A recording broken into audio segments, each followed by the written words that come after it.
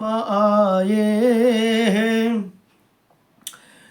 मेरे चौखट पे चल के आज चारों धाम आए मेरे चारों धाम आए बजाओ ढोल स्वागत में मेरे घर राम आए कथा सबरी की जैसे जुड़ गई मेरी कहानी से नरों को आज धोने दो चरण आँखों के पानी से बहुत खुश है मेरे आंसू के प्रभु के नाम आए बहुत खुश है मेरे आंसू के प्रभु के काम आए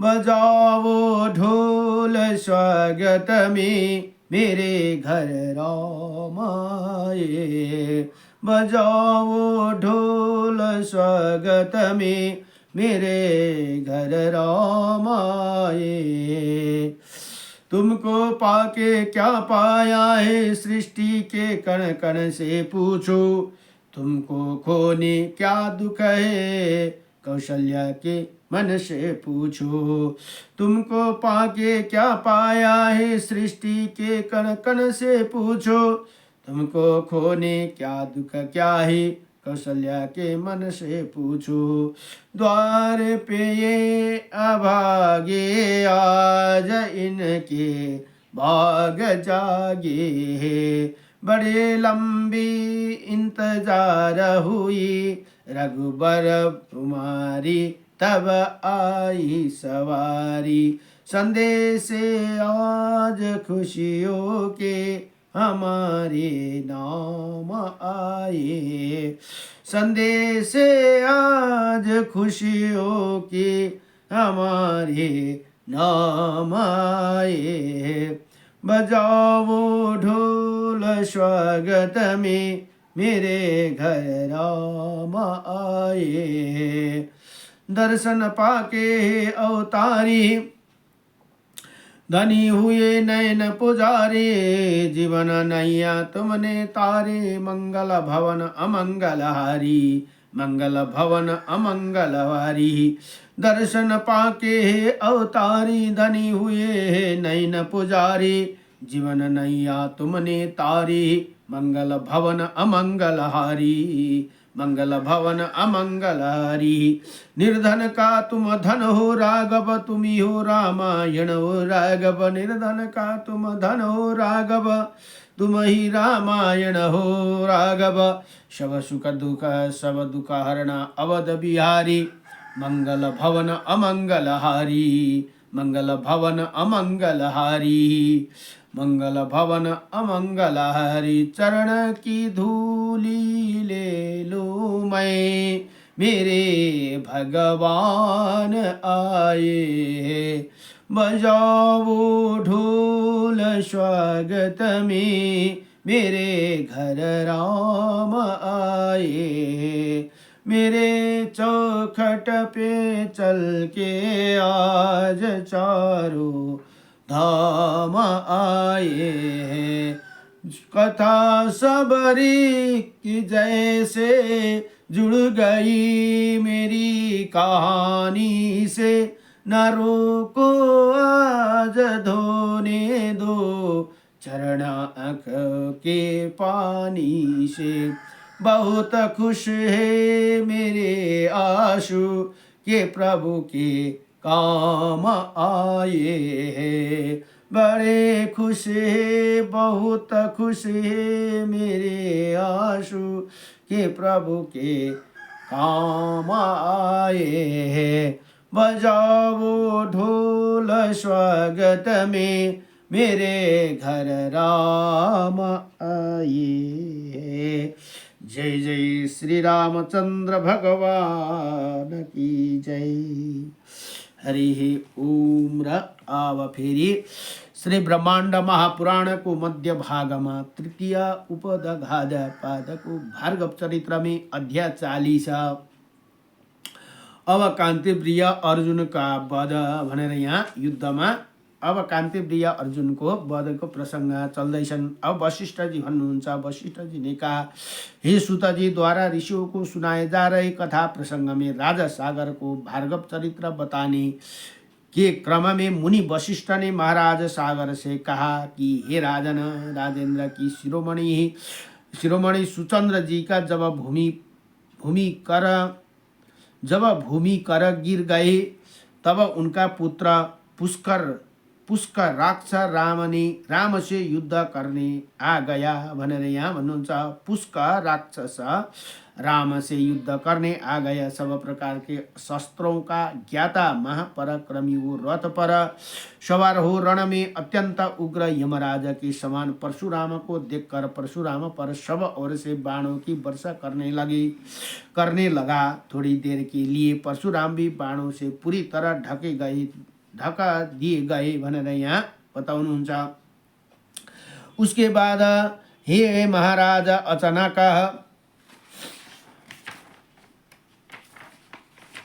अचानक महाबली परशुराम ने सब और बाण के बंधन को काट दिया। तब सुचंद्र के पुत्र उसी पुष्कर राक्षा को देखकर जलाने की इच्छा वाले अग्नि के समान क्रोध को धारण कर लिया। तब क्रोध से समाविष्ट उन वरुण अस्त्र को प्रहार कर दिया।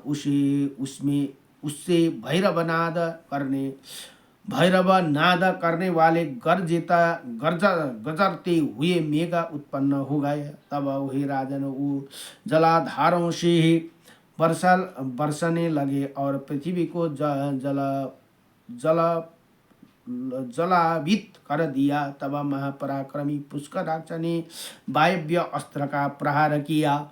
अब उसी वायव्य अस्त्र द्वारा सभी और बादल मेघ दिखाई भी नहीं देने लगे। उसके बाद क्रुद्ध परशुराम ने ब्रह्म अस्त्र का साधन कर दिया। महाबली पुष्कराक्ष ने उसी ब्रह्म अस्त्र को उसी से खींच लिया। तब ब्रह्म अस्त्र को आहत देकर डंडे से आहत सर्प को भांति घोर परशु को लेकर बिना श्वास लिए परशुराम दौड़े। वहां राम जैसे ही दौड़े तब पुष्कराज धनुधर ने जीव लपलपाते हुए सर्प की भांति 5 शिखाओं वाले चमकते हुए बाण को संधान कर दिया। तब वहाँ एक बाण ने परशुराम को हृदय में, सिरा से दोनों भुजाओं और शिखाओं में क्रमशः फोड़कर बहुत आतुर परशुराम को जहाँ के तहाँ रोक दिया भनेर यहाँ बताउनुहुन्छ। इसी प्रकार उसी युद्ध में पुष्कर राक्षस द्वारा पीड़ित राम क्षण भर में ठहर कर तेज से दौड़ते हुए परशु को उसे सिर पर मारा। तब उसी पुष्कर राक्षस की शिखा को पकड़कर पैरों से दबाकर उसके चीरकर 2 टुकड़े कर दिए। जैसे ही पुष्कराक्ष भूमि पर गिर पड़ा वैसे ही उसी समय लोगों के देखते स्वर्ग में देवताओं को बहुत अधिक आश्चर्य हो गया। परशुराम ने उसी महाबल पुष्कराक्ष को चिरकर क्रोधित होकर उसी समस्त सेनाओं को उसी प्रकार जला दिया जिस प्रकार वन को अग्नि जला देती है।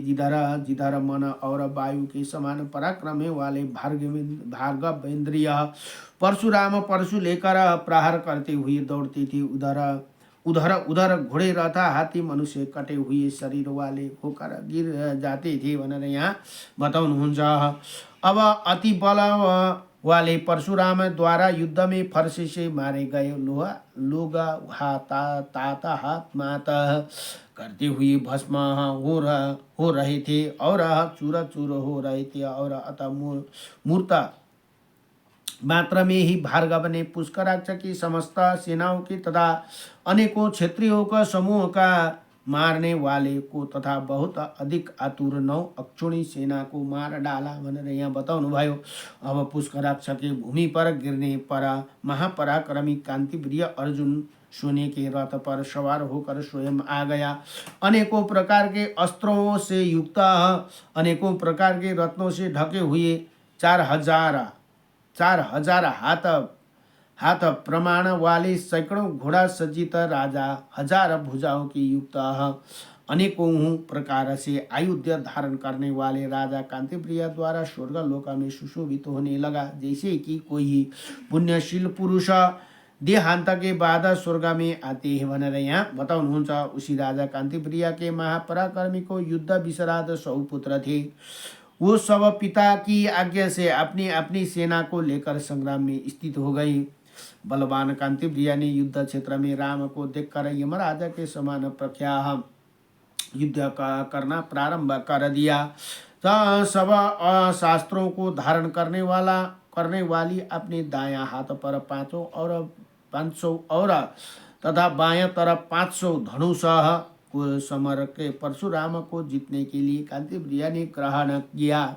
फिर हे राजन, उसी कांतिप्रिय ने परशुराम के ऊपर उसी प्रकार प्राण को वर्षा की, जिस प्रकार के मेघ पर्वत के ऊपर बरसाते ही उसी बाणों को वर्षा से युद्ध में सत्कृता भृगुनंदन परशुराम ने अपने दिव्य धनुष को ग्रहण किया और उसी प्रकार बाण को वर्षा।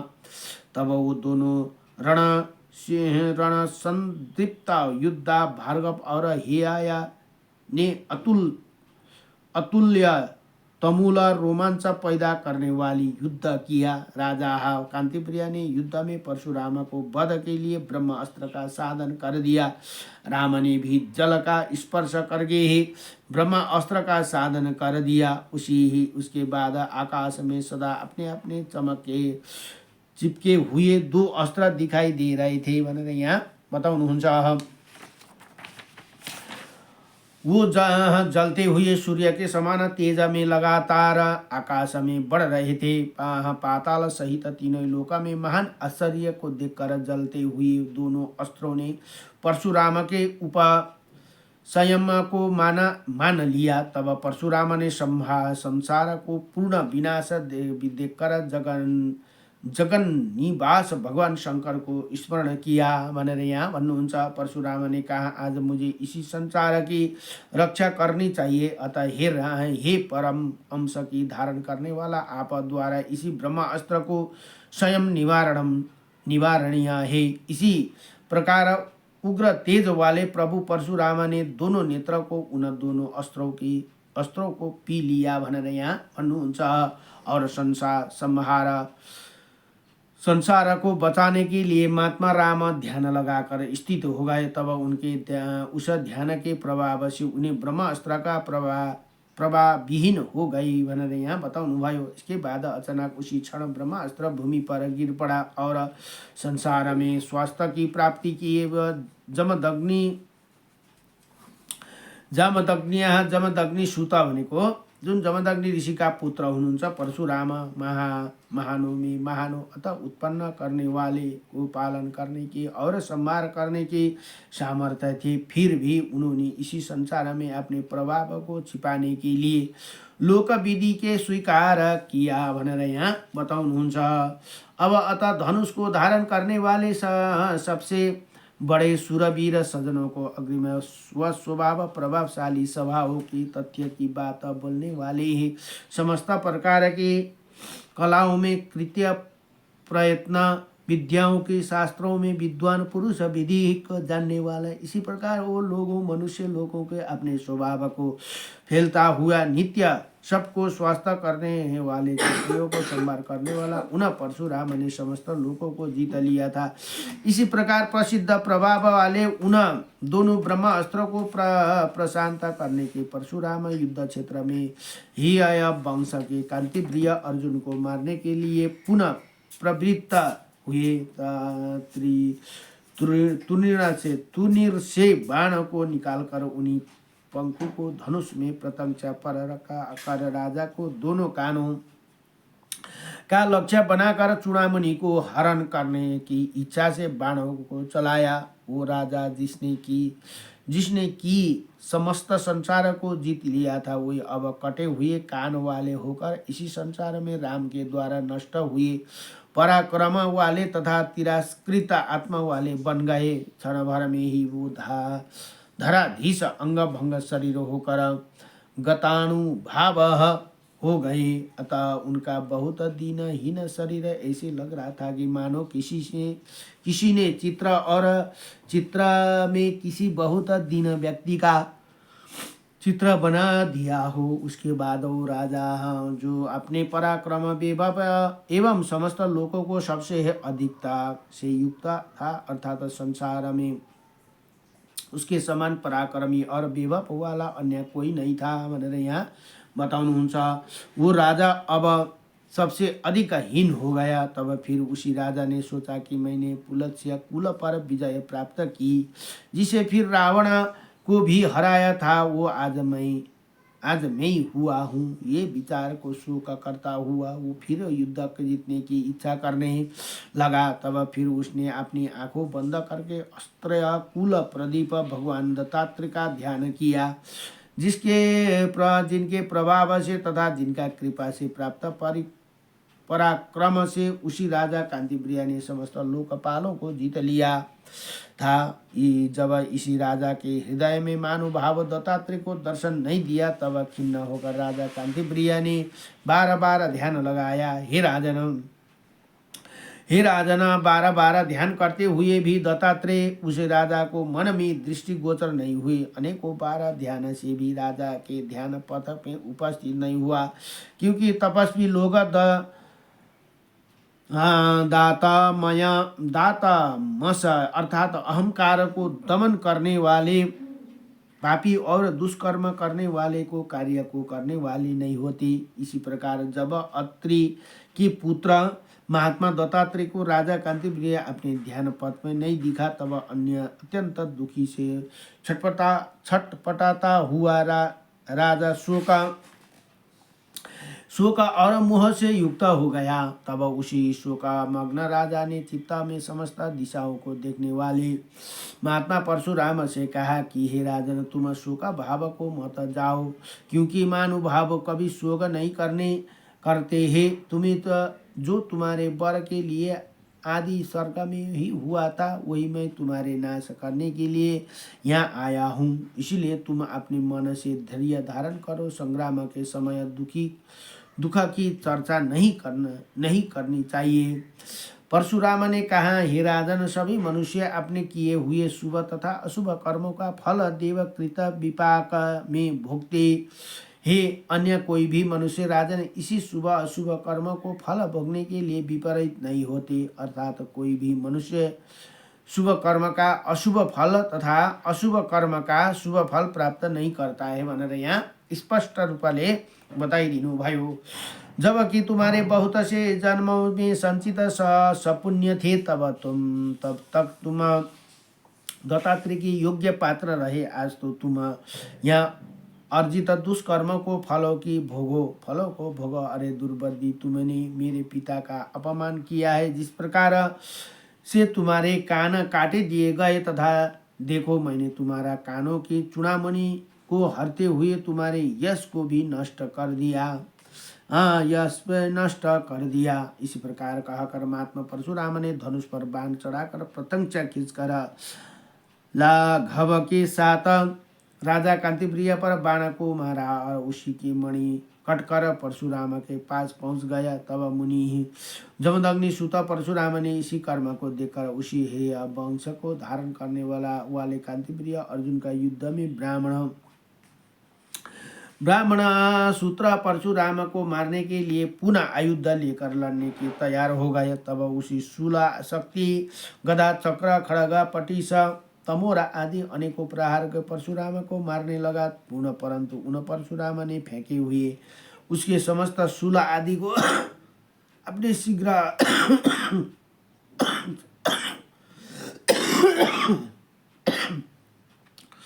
चलाने वाला बाण के मध्य में खींच लिया। तब उसी राजा ने जल का स्पर्श कर अग्नेय अस्त्र को प्रहार किया। तब तो परशुराम ने वरुण अस्त्र को उसी शीघ्र ही शांत कर दिया। उसके बाद कांतिप्रिय ने गंधर्व अस्त्र का प्रयोग किया, जिसे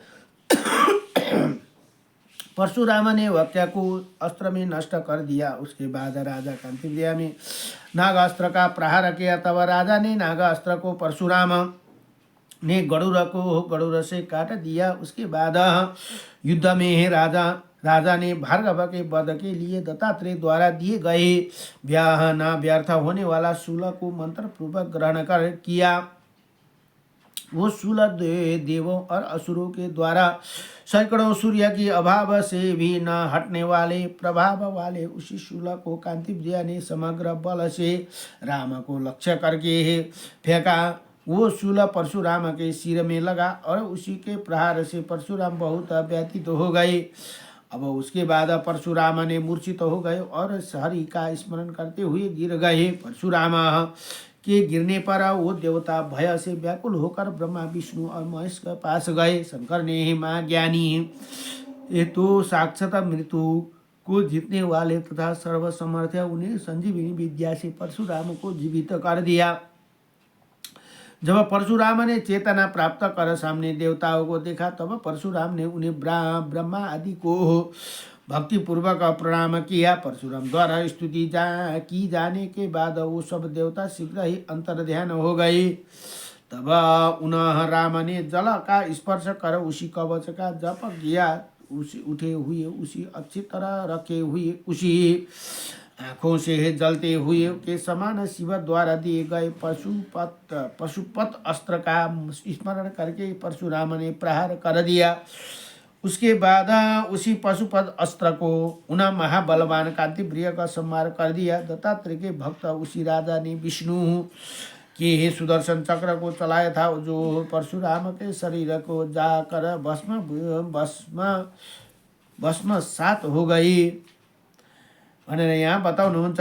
इसी प्रकार श्री ब्रह्माण्ड महापुराण को वायु प्रोक्त मध्य भाग में तृतीय उपदघात को 40औं अध्याय भार्गव चरित्र में कांतिप्रिय का अर्जुन का वध भनेर यहाँ बताउनुहुन्छ। नमो भगवते वासुदेवाय कृष्णाय वासुदेवाय हरे परमात्मने प्रणता क्लेशनाशाय गोविंद ये नमो नमः श्री कृष्ण गोविंद हरे मुरारे हे नाथ नारायण वासुदेवं श्रीश्याम नारायण ये मुकुंद लक्ष्मीपते केशव वासुदेवं नमो भगवते वासुदेवाय नमः। अब भोलि को प्रसंगमा छ श्री ब्रह्माण्ड महापुराण को मध्य भागमा भोलि 41 अध्यायमा अब परशुराम का कैलाश में जाना अब के अरे कान्तिप्रिय को वध गरेर फेरि कैलाश पर्वतमा जानु भनेर यहाँ बताउनुहुन्छ। नमो भगवत वासुदेवाय नमः।